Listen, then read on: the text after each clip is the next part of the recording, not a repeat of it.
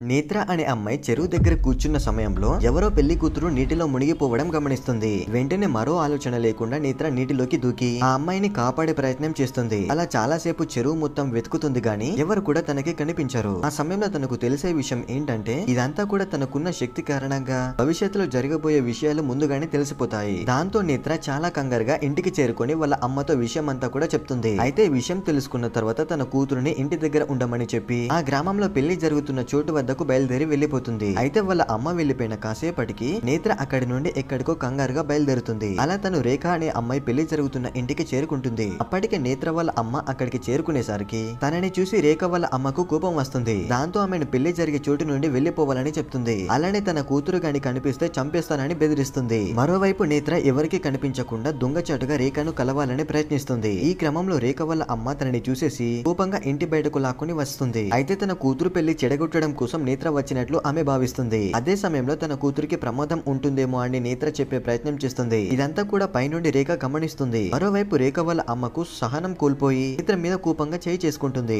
ఒకవేళ ఈ చోటు నుండి గాని వెళ్ళకపోతే నీ ప్రాణాలు తీయాల్సి వస్తుందని బెదిరిస్తుంది. దాంతో చేసేదేమీ లేక బాధగా అక్కడి నుండి వెళ్లిపోతుంది. ఆ తర్వాత గ్రామంలో తనకు కనిపించిన వారందరినీ కూడా ఇక్కడ దగ్గరలో ఎవరిదైనా పెళ్లి ఉందేమో అని అడుగుతుంది. అలా కొంతమంది గ్రామస్తులు అడిగిన తర్వాత నేరుగా పంచాయతీ ఆఫీస్ కి వెళ్లిపోతుంది. వీడియోని సెలెక్ట్ చేసి తను చేసింది కరెక్టా కదా కామెంట్ చేయండి ఫ్రెండ్స్.